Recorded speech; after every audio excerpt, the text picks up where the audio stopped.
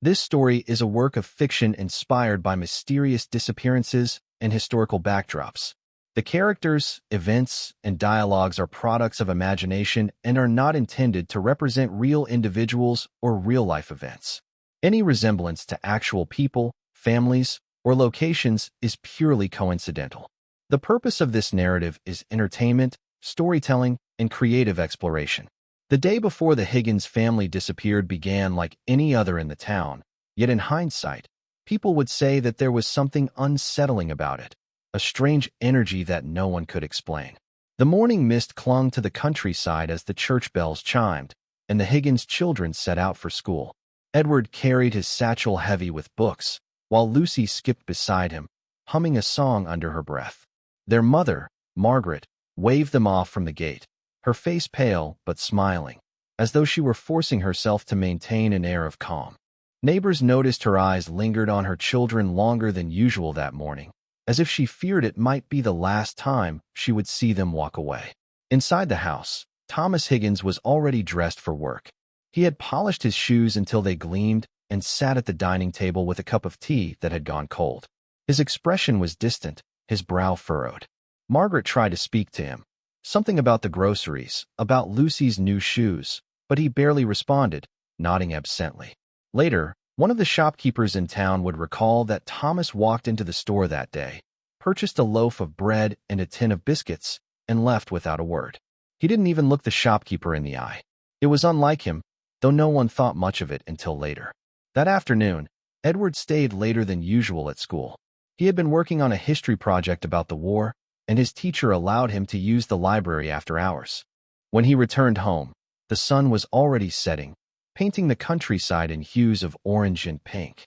On the road, he passed a tall man in a dark coat who tipped his hat but said nothing.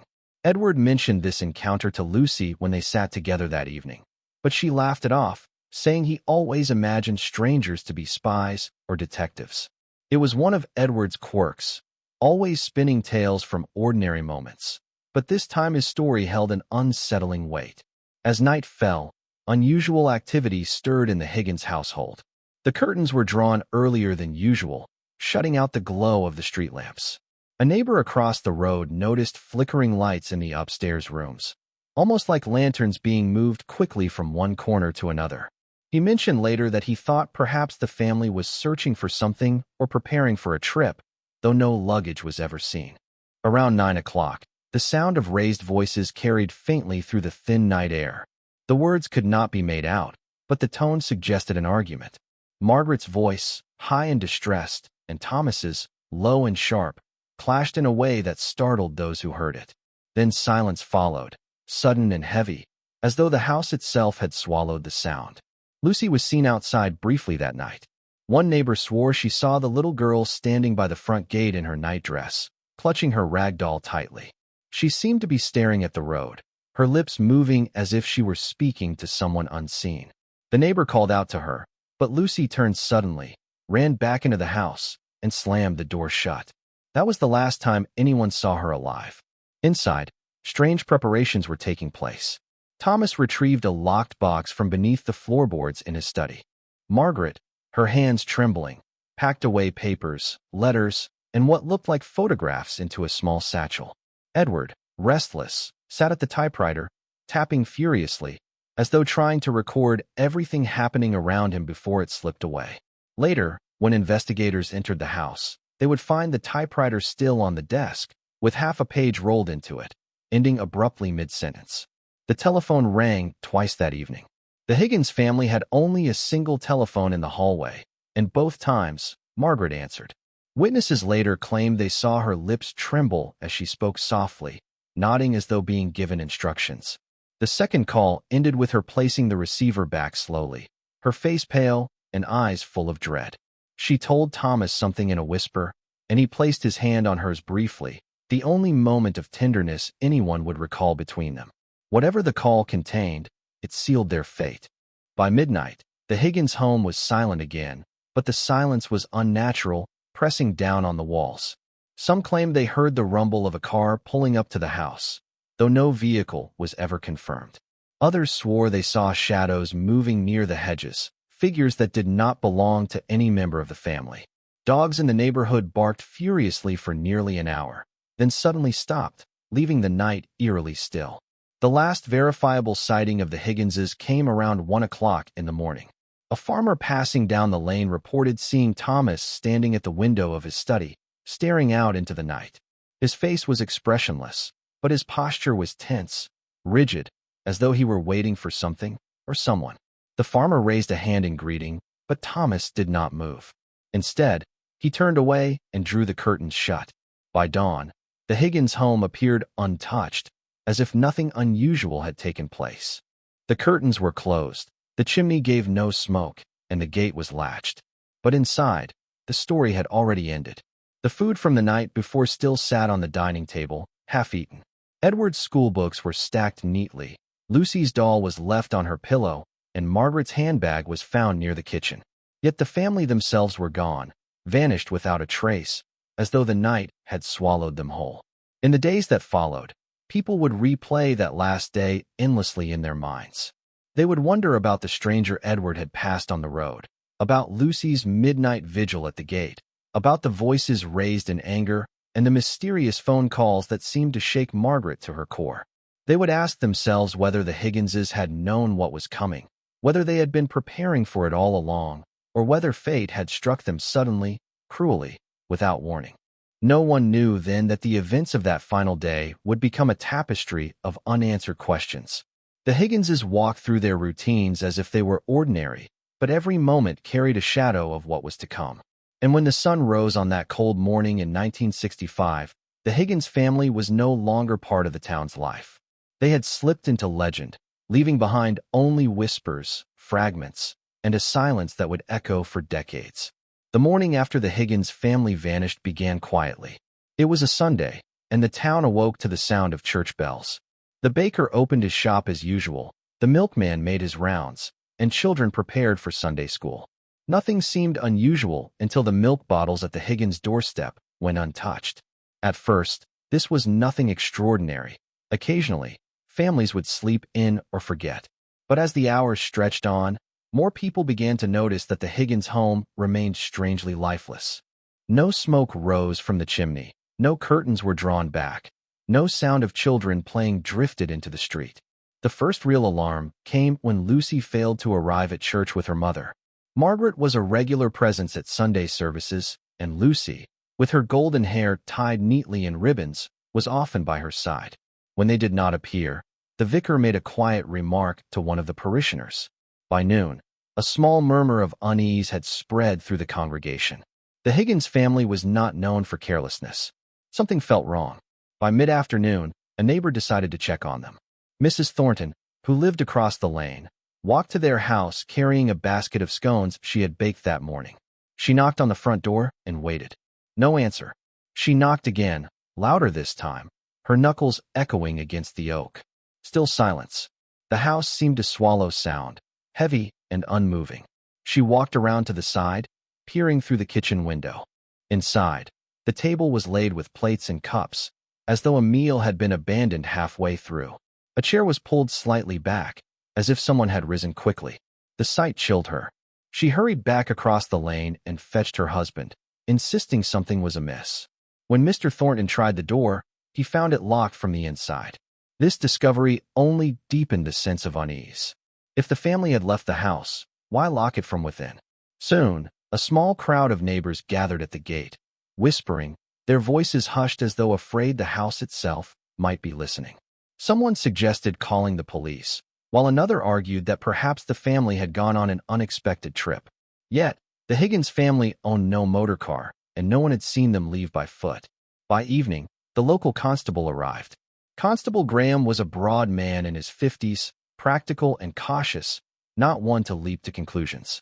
He knocked firmly, called out, and finally forced the door open. The sound of the lock breaking echoed strangely in the stillness of the house.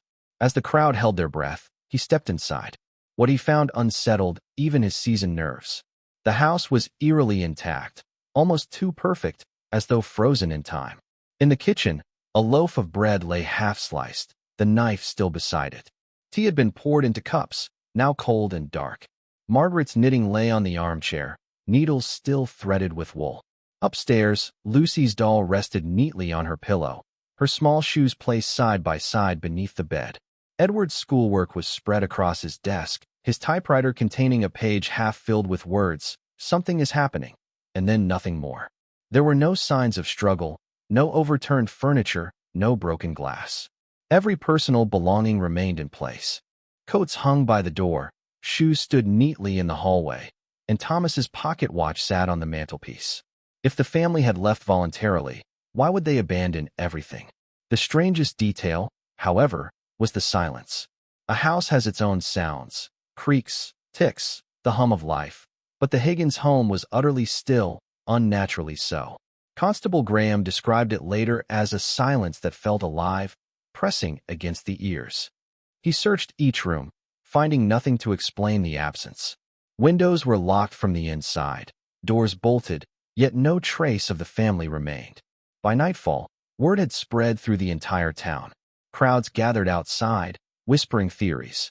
Some believed the Higgins family had been kidnapped. Others murmured about ghosts, curses, or strange rituals. Children were hurried indoors by anxious parents.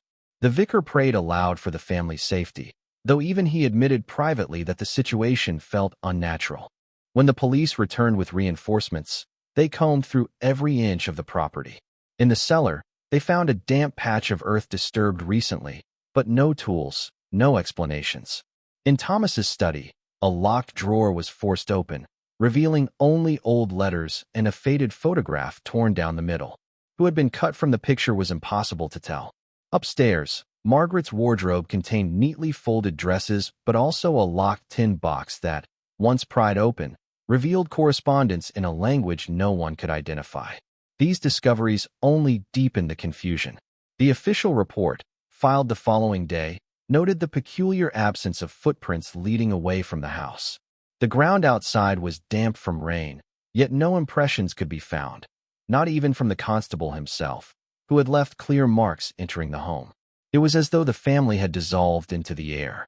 The discovery sent shockwaves far beyond the village. Reporters arrived within days, their headlines screaming with speculation. Family vanishes in English countryside, and House of Secrets baffles police. Journalists prowled the quiet lanes, snapping photographs of the Higgins house, interviewing neighbors, and fanning the flames of rumor. Some wrote of strange lights seen the night before, others of voices carried on the wind. The mystery grew with each retelling, facts blending with imagination until no one could separate truth from story. The Higgins house itself became a place of fascination and dread. Children dared each other to touch its gate. Adults crossed the road rather than walk too close, and visitors spoke of a chill that seeped into their bones the moment they stepped inside. Some claimed the clocks inside never kept time correctly, always slowing or stopping at the same hour. Others whispered that mirrors within the house reflected not the present, but fleeting shadows of figures long gone. For the authorities, however, the case was maddening. There was no ransom demand, no sign of escape, no bodies, no clues that fit together. Weeks turned into months, and still the house sat empty, preserved as it had been that fateful night. Furniture gathered dust, food spoiled, and yet no answer ever surfaced. In the town's collective memory, that day of discovery became a dividing line. The time before the Higgins family, and the time after. Every detail, the uneaten bread, the half-written page, the locked doors, was repeated endlessly, as though turning the puzzle over and over might someday reveal its solution. But the truth remained hidden, buried in the silence of that stone house. And so, what began as an ordinary Sunday ended as the start of one of England's most enduring mysteries, a family gone without a trace, leaving only a home filled with echoes, and a town forever haunted by the question, where had the Higgins family gone? The official investigation into the Higgins family's disappearance began with an intensity that few in the small English town had ever seen. Constable Graham, though experienced in handling petty thefts, disputes, and the occasional burglary, quickly realized this was something far beyond his reach. Within 48 hours, detectives from the county headquarters arrived, bringing with them a sense of authority and unease. Their black cars parked outside the Higgins home drew crowds of curious onlookers, their polished doors reflecting the pale faces of villagers who whispered and speculated about what secrets might lie within those ivy-covered walls. Detective Inspector Harold Whitaker took charge. He was a sharp-eyed man in his early 50s, known for his meticulous nature and his ability to pry truth from silence. From the moment he stepped into the Higgins house, he felt a disquiet that lingered in his bones. He later confessed in a private letter that the air inside seemed heavy, as though the very walls carried the memory of something unspeakable. Yet he set aside such feelings and focused on the tangible. Every room was photographed, every drawer examined, every scrap of paper collected, teams dusted for fingerprints. But curiously, only the family's prints were found. No strangers, no intruders. It was as if no one but the Higginses had ever been there. The first step was interviewing the neighbors. One by one, the residents of the lane were called into the sitting room of the Thorntons' home, where detectives took their statements. The reports painted a picture of a final day that was unsettling but not conclusive. Mrs. Thornton spoke of Lucy standing at the gate in her nightdress, talking to no one she could see. Another neighbor swore he had heard raised voices late that evening, but could not decipher the words. A farmer confirmed seeing Thomas at the window, staring into the night. Each account added a piece to the puzzle, but none explained the disappearance. More troubling were the inconsistencies. A postman insisted he delivered a letter with a foreign stamp to the Higginses just days before their vanishing, but when investigators searched the house, no such letter was found. The local grocer recalled Thomas buying bread and biscuits the day before, but the biscuits were never located in the house. Even Edward's schoolmaster remembered him speaking passionately about a secret project he was working on, yet no such project was found among his papers. It was as if fragments of the family's life had been deliberately erased. In the study, a locked drawer yielded its first major clue, a torn photograph. One half showed Thomas in uniform during the war, standing with two other men. The missing half suggested someone else had once been beside them, someone intentionally cut away. Detectives speculated endlessly about the identity of the missing figure. Was it an enemy? A forgotten ally? Or perhaps someone closer than either? Beside the photograph, they found a journal written in a shorthand style that baffled investigators. Linguists were consulted, but the code resisted easy interpretation, filled with symbols and half-familiar words. One line, however, was legible. "They will come for us, sooner than expected." Margaret's belongings revealed their own mysteries. Among her letters, carefully tucked into the lining of a sewing basket, were correspondences written in French, some dated as far back as 1942. One in particular caught Inspector Whitaker's attention. It spoke of unfinished obligations and debts owed beyond the Channel. The suggestion of ties to wartime activities could not be ignored, yet no clear context was offered. Edward's typewriter remained one of the most haunting pieces of evidence. The half-written page still sat in the machine, the words trailing off. Something is happening. The ink was smudged, as though his fingers had trembled or someone had yanked the page away mid-thought. Analysts tried to determine if additional sheets had been removed, but the ribbon bore no clear impression. Edward's notebooks, too, carried hints of obsession. He had scribbled notes about coded messages, secret meetings, and men in coats who waited by the hedges. At first, detectives dismissed this as childish imagination, but the descriptions bore uncanny resemblance to reports of strangers seen near the house. Lucy's room was gentler, but equally disturbing. Her drawings, hundreds of them stacked in a box, seemed innocent at first: birds, flowers, houses. But among them were unsettling images, figures standing in doorways, staircases leading into darkness, and faceless men with wide hats. One drawing in particular showed her entire family standing at the gate of their house, hands clasped, while behind them loomed a shadow taller than the house itself. Children's imaginations could be vivid, yes, but the sheer number of these ominous sketches troubled the investigators. As the days passed, the investigation grew increasingly desperate. Detectives canvassed the countryside, searching barns, fields, and rivers for any sign of the family. Bloodhounds were brought in, but the dogs refused to enter the Higgins home, whining and pulling against their handlers. When forced inside, they cowered, tails between their legs, as though terrified of something unseen. Not a trace of scent could be picked up beyond the family's own clothes and bedding. It was as though they had vanished into thin air. Newspapers fueled public hysteria. Headlines screamed of espionage, hauntings, and cults. Theories spread like wildfire. Some insisted Thomas had been involved with intelligence work during the war and that the family had been taken by foreign agents. Others whispered that Margaret's French letters tied her to secret societies. The more superstitious spoke of curses, pointing to Lucy's drawings as proof. Villagers who once spoke kindly of the Higginses now viewed them with suspicion in hindsight, recalling every odd glance, every late-night light, every unexplained absence as evidence of a hidden life. Inspector Whitaker, for his part, refused to dismiss rational possibilities.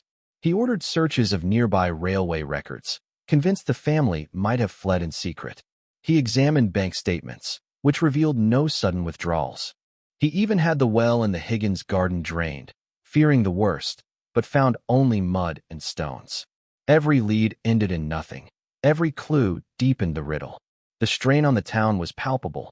Families began locking their doors at night, something rarely done before. Parents forbade children from walking alone after dusk. Rumors of strangers watching from the woods spread fear. For months, the Higgins house stood as a monument to the unknown, its windows shuttered, its rooms gathering dust, visited only by weary detectives and thrill-seeking reporters.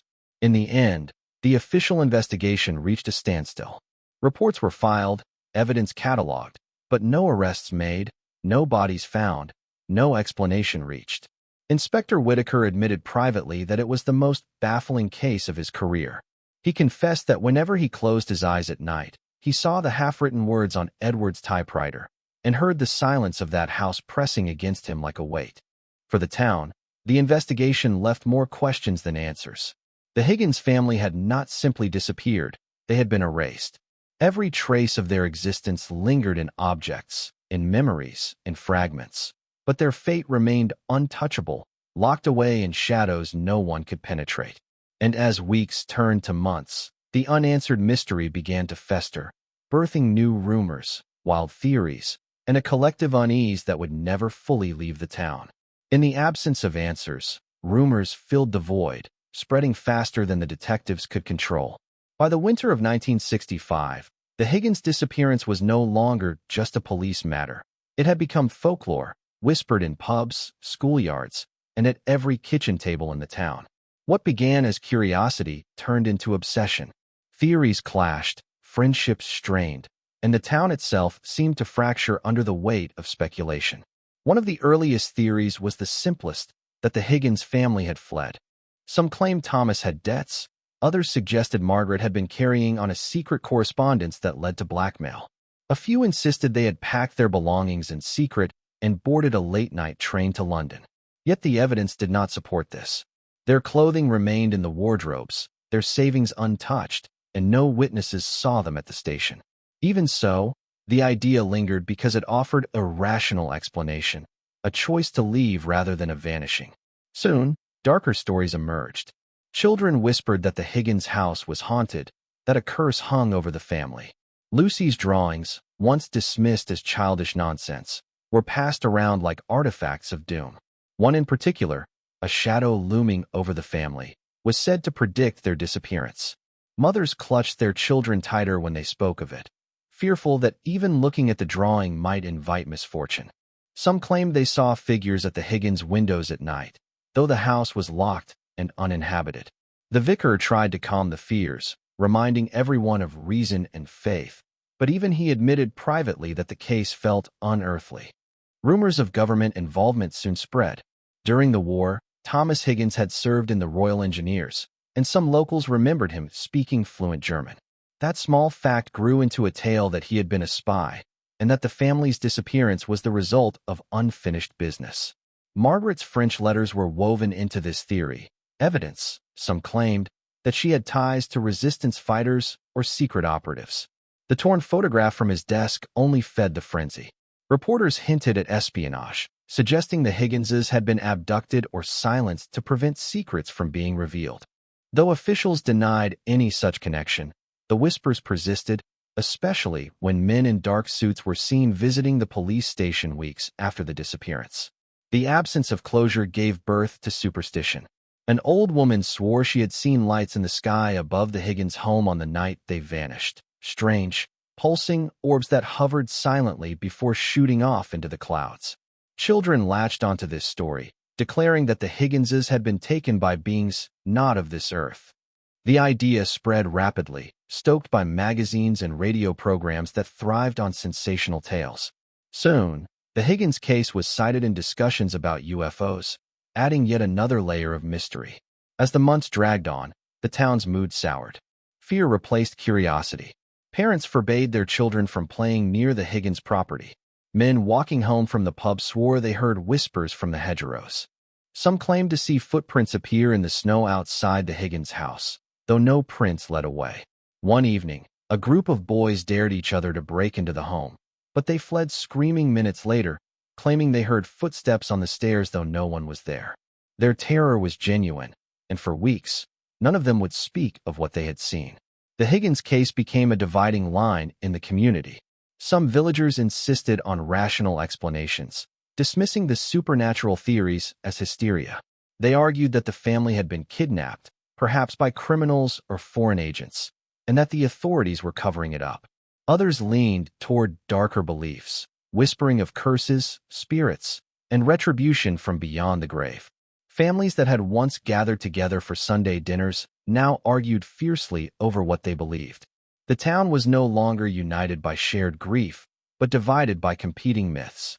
The media only worsened the divide. Reporters returned in waves, each eager to unearth a new angle. Tabloids published lurid tales of rituals and ghosts, while more serious papers speculated on espionage. A national radio program even devoted an hour to the case, inviting experts on the supernatural to discuss it. That broadcast reached far beyond the town, and suddenly letters began arriving from strangers across England. Psychics offering help, conspiracy theorists sharing maps, and grieving families of missing persons insisting there was a connection to their own tragedies. The Higgins mystery was no longer just a local wound. It had become a national fascination. Within the town, the psychological toll deepened. Shopkeepers noticed fewer customers lingering, as people hurried about their business with a nervous edge. Windows were shuttered earlier in the evenings, doors locked with bolts that had never been used before. The vicar reported dwindling attendance at church, many too fearful to walk out after dark. Farmers claimed their livestock grew restless at night, lowing and stamping as though sensing something unseen. Even Constable Graham, a man known for his steady nature, admitted that he could not shake the image of Edward's unfinished typewriter page. The fear became generational. Children who had once played freely in the lanes began inventing games centered on the Higgins house. They dared one another to stand at its gate or touch its ivy. They whispered stories that the Higgins children still roamed the fields at night, calling out for help. These tales became so persistent that parents forbade even speaking of the family in their homes. Silence grew like ivy itself, wrapping around every household, choking conversation. As months turned to a year, the Higgins family passed from memory into legend. Yet the town could not escape the weight of their absence. Every creak in the night, every shadow on a foggy lane, seemed to remind them. And as each theory grew wilder than the last, the one unshakable truth was that no one felt safe anymore. If an entire family could vanish without a trace, then what security could anyone truly claim? By the end of 1966, the Higgins house was no longer just a dwelling. It was a symbol, standing silent and dark, a monument to fear and uncertainty. Some believed answers would one day be found, while others insisted the truth was buried too deep. But everyone agreed on one thing. The Higgins disappearance had changed their town forever. Where once there had been trust and neighborly warmth, now there lingered suspicion, shadows, and a haunting question that echoed in every home. What really happened to the Higgins family? As the investigation stagnated and rumors multiplied, a new phase of the mystery emerged. The uncovering of secrets hidden within the Higgins family's past. At first, people resisted believing that the quiet, polite household could have been anything but ordinary. Yet as detectives continued their work and archivists began combing through wartime records, cracks appeared in the carefully maintained facade of the Higgins name. The first revelations came from Thomas Higgins. Though many knew he had served in the Royal Engineers during the war, few realized the extent of his postings. Records indicated he had spent time not only in France, but in Germany after the surrender, where British officers were tasked with dismantling intelligence networks and securing documents. His unit was small, his missions confidential, and details scarce. Yet whispers suggested that some of the men in his company had vanished themselves in the years following the war. The torn photograph found in his desk took on new meaning. Perhaps the missing figure had not been cut away by chance, but deliberately erased, as if to conceal an association too dangerous to acknowledge. Margaret's secrets were no less troubling. The French letters hidden in her sewing basket were carefully translated by experts. They spoke of alliances forged in shadow, of coded messages sent during the German occupation, of debts unpaid long after peace was declared. One letter hinted at safe houses and passageways across borders, words that tied her to networks few respectable citizens admitted existed. Had Margaret been part of the resistance? If so, why had she hidden it from her neighbors? The polite woman who attended parish events and baked pies for school fundraisers suddenly seemed a figure cloaked in intrigue. The children, too, seemed to bear the marks of secrets passed down quietly. Edward's notebooks contained not only his fanciful stories, but also fragments of ciphers, as though someone had taught him the art of codes. His half-written essay on secrets in plain sight raised questions. Had he stumbled onto something real? Or had he been preparing himself for a world his parents feared might come crashing back into their lives? Lucy's drawings, once dismissed as imagination, gained new significance. The faceless men she drew bore uncanny resemblance to descriptions of wartime informants. How could a 10-year-old know such imagery unless she had overheard more than she should have? Neighbors began recalling incidents that, in hindsight, seemed less innocent. Margaret receiving letters she never read publicly. Thomas staying late at his office, though no one could confirm what work kept him. Occasional visitors at odd hours, men in long coats, women who never gave their names, who left as quickly as they arrived. At the time, these had been dismissed as quirks. Now they were re-examined as signs of hidden lives. Inspector Whitaker followed these threads tirelessly. He traveled to London, petitioning access to military archives, only to find files redacted, pages missing, and officials unwilling to answer his questions. He visited Margaret's family in the north, who admitted in hushed tones that she had always been involved in things better left unsaid. Yet the deeper he dug, the murkier the waters became. For every clue uncovered, another vanished. Records were incomplete, testimonies contradictory, and the past seemed determined to keep its secrets buried. For the town, the Higginses transformed from neighbors into enigmas. Some felt betrayed, insisting they had been living beside spies or criminals. Others defended them, arguing that any secrets kept during wartime were acts of courage, not deception. The town square buzzed with debates, but no consensus emerged.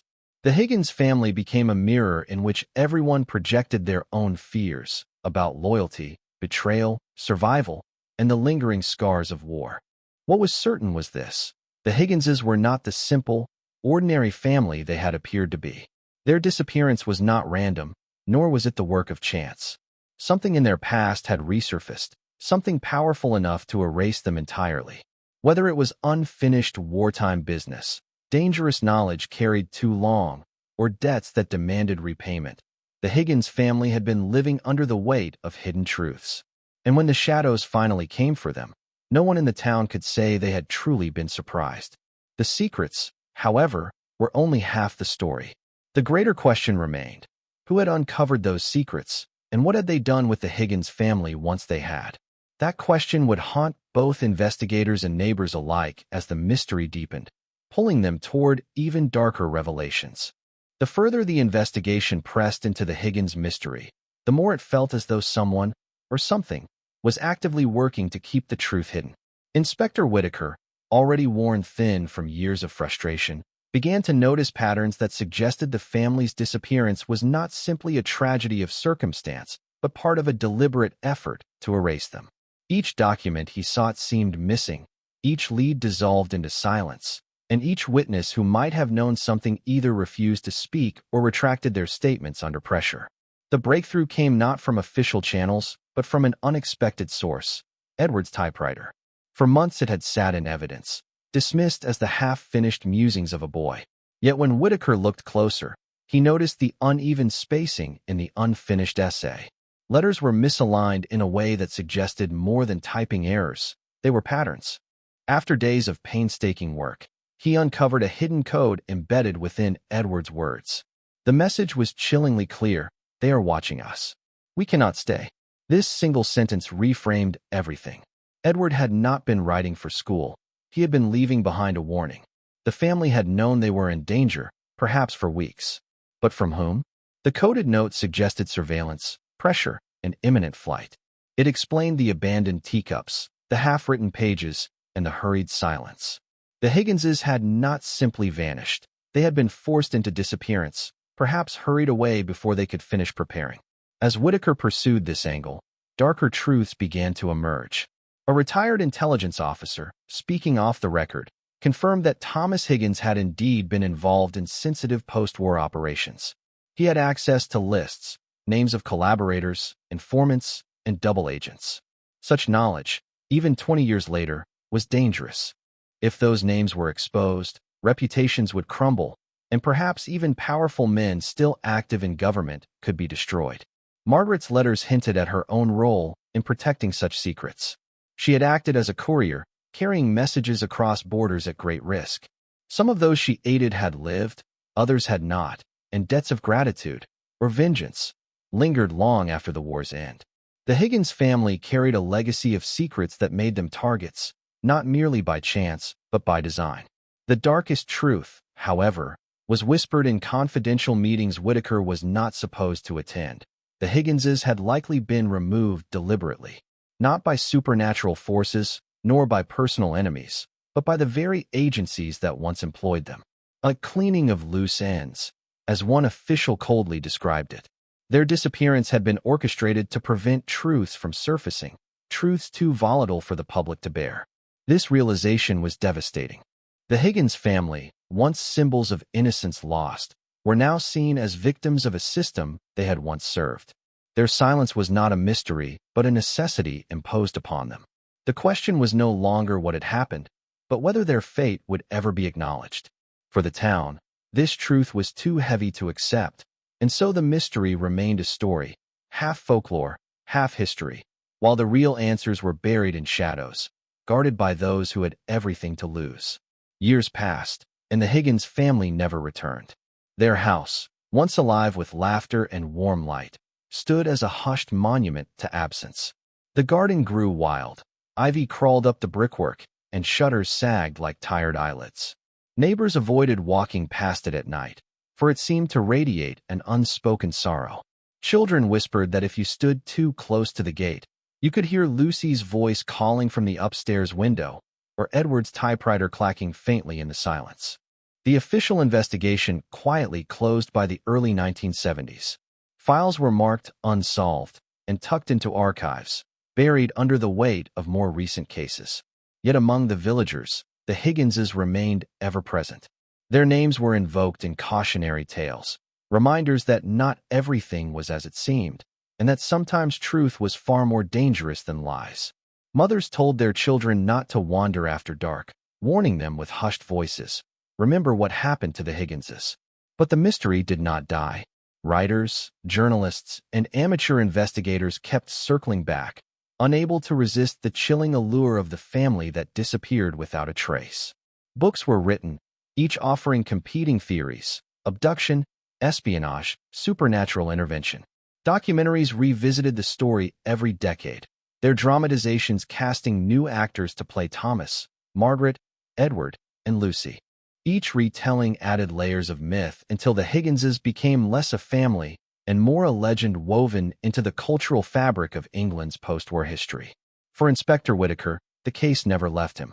Even after retirement, he returned often to the yellowing files, his notes scribbled with desperate questions. He carried with him the weight of Edward's hidden message: "They are watching us. We cannot stay." Those words haunted him more than any ghost story. In quiet moments, he wondered whether the Higgins family still lived somewhere under assumed names, forever looking over their shoulders, or if they had indeed been silenced, their voices cut short to protect secrets the world was not meant to know. By the turn of the century, the Higgins house was finally demolished, replaced by a row of tidy modern homes. Yet even then, residents reported uneasy feelings, lights flickering, doors creaking open without cause, whispers heard in the dead of night. One homeowner swore she saw a young girl's shadow move across her wall though her children were fast asleep. Whether these were tricks of imagination or echoes of the past, no one could say. The legacy of the Higgins disappearance was not merely a cold case, but a reminder of how fragile ordinary life can be. It showed that behind every smile, every neat home, every cup of tea, there might lie stories too dangerous to surface. The Higginses became symbols of that unsettling truth, that sometimes the people we think we know best are carrying burdens we cannot imagine. And so the mystery endures. No matter how many theories are spun, no matter how many documents are unearthed, the Higgins family remains suspended in history, a haunting echo of 1965 England, where an entire family walked out of their lives and into the shadows, leaving behind only questions that may never be answered. Though decades rolled on, the Higgins mystery refused to fade. Each generation rediscovered it, reshaping the story to fit its own fears and fascinations. In the 1980s, the case resurfaced in television specials exploring England's great unsolved mysteries. By the 1990s, conspiracy theorists linked the family to Cold War espionage, suggesting their disappearance had been part of a larger web of silenced agents. In the 2000s, paranormal investigators claimed the Higgins home, before it was torn down, was one of the most haunted places in England, citing recordings of faint voices, strange cold spots, and unexplainable shadows. Yet beneath all the speculation lay the enduring human ache for lives, once ordinary, lost without explanation. For the townspeople who remembered 1965, it was less about spies or ghosts and more about the neighbors they had loved. Margaret's pies at the church bake sale, Thomas's laughter in the pub, Edward's shy smile when asked about his writing, Lucy's carefree games in the lane. These were the details that lingered in the hearts of those who had known them. Time may have hardened the case into legend, but memory kept them human. Inspector Whitaker never gave up hope of resolution. In his old age, he spoke to a journalist, confessing that he believed the Higginses had not died but had been forced into exile, swept into the shadows by those who deal in secrets.